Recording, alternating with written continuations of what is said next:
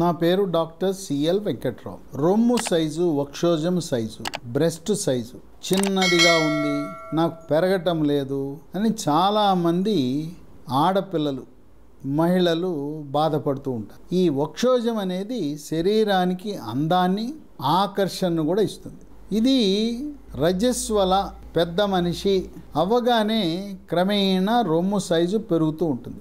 శరీరములో అండకోశము నుంచి ఉత్పత్తి అయ్యే ఈస్ట్రోజన్, ప్రొజెస్ట్రోన్ అనే స్త్రీ హార్మోన్ల ప్రభావం వల్ల క్రమేణా సైజు పెరుగుతూ ఉంటాయి. పెళ్ళయిన తర్వాత రతి క్రీడలో పాల్గొనే సమయంలో ఫోర్ ప్లే, ముద్దు ముచ్చట సందర్భంగా భర్త రొమ్ములను మసాజ్ చేయటం వల్ల, తాకటం వల్ల, నొక్కటం వల్ల ఆ విధంగా ప్రేరణకు గురై సైజు పెరుగుతాయి. గర్భము దాల్చిన తరువాత కూడా సహజ సిద్ధముగా రొమ్ముల సైజు పెరుగుతుంది. డెలివరీ ప్రసవం అవగానే పిల్లడికి పాలు ఇవ్వాలి గనక అవి ఇంకా సైజు పెరిగే అవకాశం.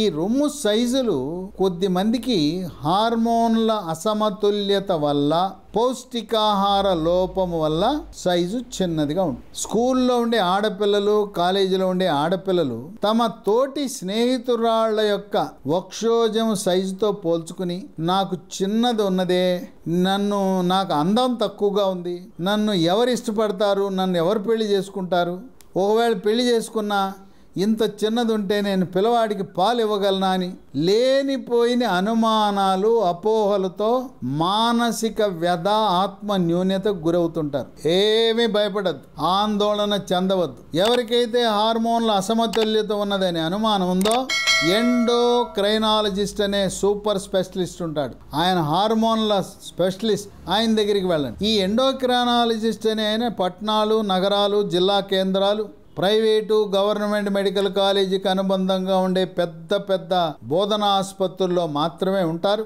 వాళ్ళని సంప్రదించండి. ఈ రొమ్ము సైజు పెరగటానికి 10 రకాల చిట్కాలు ఉన్నాయి. బ్రా వాడాలా వద్దా?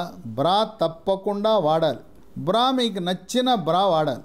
అయితే నిద్రపోయే సమయంలో రాత్రిపూట బ్రా తీసివేసి పడుకోవచ్చు. ఇక చిట్కాలు: 1, మెంతి పొడి.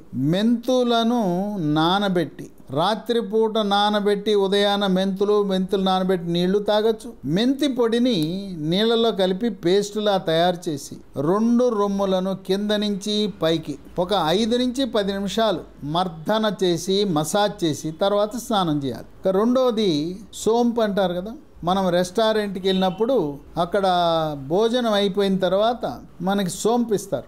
ఆ సోంపు మార్కెట్లో దొరుకుతుంది. దాన్ని కొనుక్కుని సోంపుని టిఫిన్ తర్వాత, భోజనం తర్వాత, రాత్రి భోజనం చేసిన తర్వాత 3 పూట్ల తినాలి. దీంతోపాటు సోంపుతో టీ తాగాలి.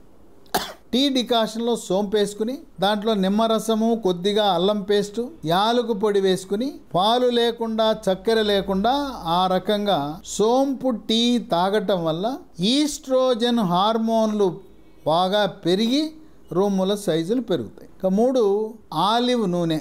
ఆలివ్ నూనె తీసుకుని ఒక చిన్న పాత్రలో వేడి చేయండి. ఆలివ్ నూనె వేడి చేసిన తర్వాత, వేడెక్కిన తర్వాత దాంట్లో సోంపు వేయండి. సోంపుని ఆలివ్ నూనెలో వేయించి తదుపరి ఆ గింజలను వడపోసేసి, సోంపు గింజలను తీసేసి ఈ నూనెతో ప్రతిరోజు రొమ్ములపై మర్దన చేసి తదుపరి స్నానం చేయాలి. ఇక 4, దానిమ్మ గుజ్జు, అలోవీరా గుజ్జు, అలోవీరా జెల్. అలోవీరా జెల్ అనేది ఆయుర్వేద మందుల షాపులో లభిస్తుంది.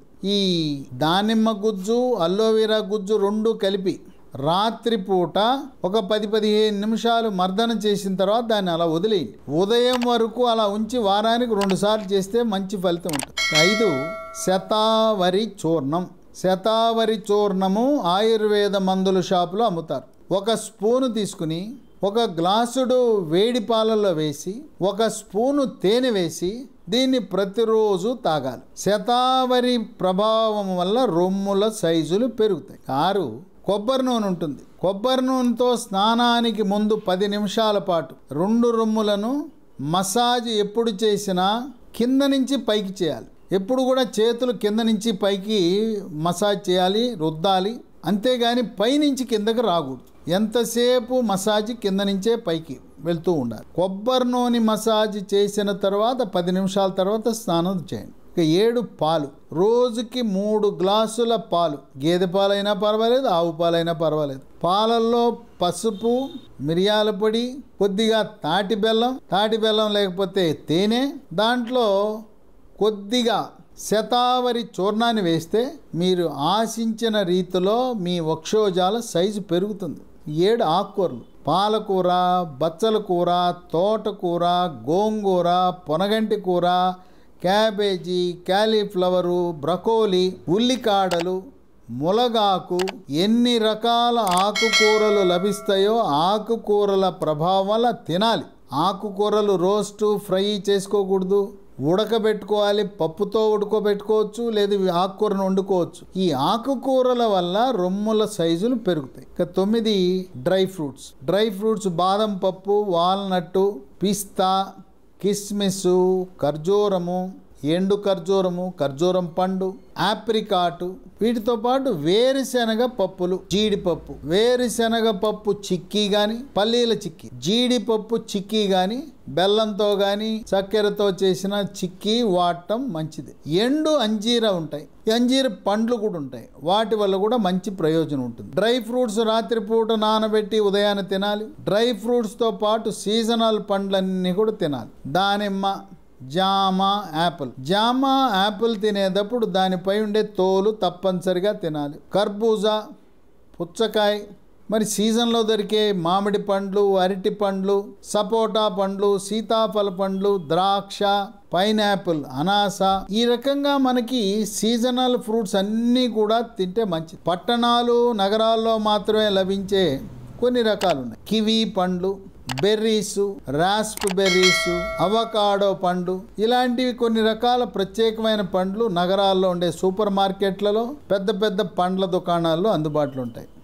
ఇక 10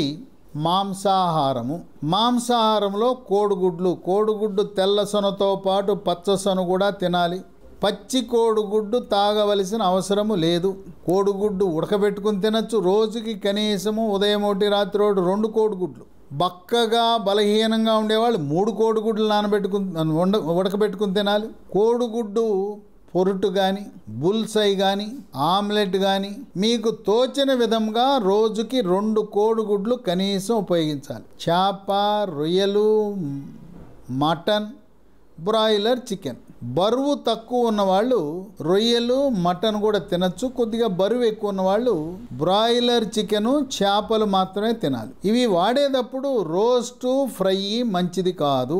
ఉడకబెట్టిన కూర మాత్రమే వండుకొని తినాలి. ఫ్రై చేయటం వల్ల, రోస్టు, వీటిని తాలింపు వేయటం వల్ల వాటిలో ఏమవుతుందంటే పోషక విలువలు, ఖనిజ లవణాలు, విటమిన్లు అన్నీ కూడా నశించిపోతాయి. అందువల్ల రోస్టు, ఫ్రై, వేపుడు కూరలు ఇవన్నీ కూడా నాలుకకు రుచిని మాత్రమే ఇస్తాయి కానీ మన ఆరోగ్యాన్ని మాత్రం మెరుగుపరచవు. కనుక శాకాహారులు కానీ, మాంసాహారులు కానీ ఎప్పుడూ కూడా శాకాహారులు బెండకాయ, దొండకాయ, పొటాటో, ఉర్లగడ్డ, ఆలుగడ్డ, చామదుంపలు, కందగడ్డలు వీటిని రోస్ట్ చేయొద్దు, ఫ్రై చేయొద్దు. ఉడకబెట్టుకుని పులుసు రూపాన వండుకోవటం మంచిది. కనుక మాంసాహారము సేవించటము ద్వారా, అది ఉడకబెట్టిన కూర ద్వారా వక్షోజాలు, రొమ్ములు మీరు ఆశించిన రీతిలో సైజు పెరుగుతాయి. వీటితో పాటు యోగా, ప్రాణాయామము, ధ్యానము, వ్యాయామము తప్పనిసరిగా చేయాలి. ఉదయం 1 అరగంట, సాయంత్రం 1 అరగంట చేయాలి. ఆడపిల్లలు స్కిప్పింగ్ చేస్తుంటారు. స్కిప్పింగ్ వ్యాయామం వల్ల రొమ్ముల సైజులు బాగా పెరుగుతాయి. కనుక ఎవ్వరు కూడా నా రొమ్ము సైజు చిన్నదిగా ఉందని ఆందోళన చెందవద్దు, ఆత్మన్యూన్యతకు గురి కావద్దు. తప్పకుండా ఈ గృహ వైద్యాలతోనే, చిట్కాలతోనే మీరు కావలసిన సైజు వరకు రొమ్ములు సైజులు పెరుగుతాయి. మీకు నచ్చిన, మెచ్చిన బ్రా, రొమ్ములకు సపోర్ట్, మీకు బలాన్ని చేకూర్చే విధంగా, మీకు రొమ్ము యొక్క ఆకారాన్ని, సౌష్ఠవాన్ని తీర్చిదిద్దే విధంగా ఉంటుంది. కనుక బ్రా వినియోగము వైద్యపరంగా ఆరోగ్యకరమైన అలవాటుగా వైద్య పరిశోధనలు వెల్లడిస్తున్నాయి. కనుక తప్పనిసరిగా ప్రతి ఆడపిల్ల, మహిళ పగలుపూట బ్రా ధరించటము మంచిది. నిద్రపోయే సమయంలో తొలగించి బ్రా లేకుండా నిద్రపోవటము మంచిది. ఆ విధంగా చర్మ సమస్యలు రాకుండా ఉంటాయి. ఏమీ ఆందోళన చెందవద్దు, భయపడద్దు. పక్క వాళ్ళు చెప్పిన మాటలు వినొద్దు. వాళ్ళతో పోల్చుకుని నాది చిన్నది అని పదే పదే దాని గురించి ఆలోచించవద్దు. ఈ 10 రకాల చిట్కాలు పాటించడం ద్వారా మీ స్నేహితురాళ్ళతో సమానంగా రొమ్ము సైజు తప్పనిసరిగా పెరుగుతుంది.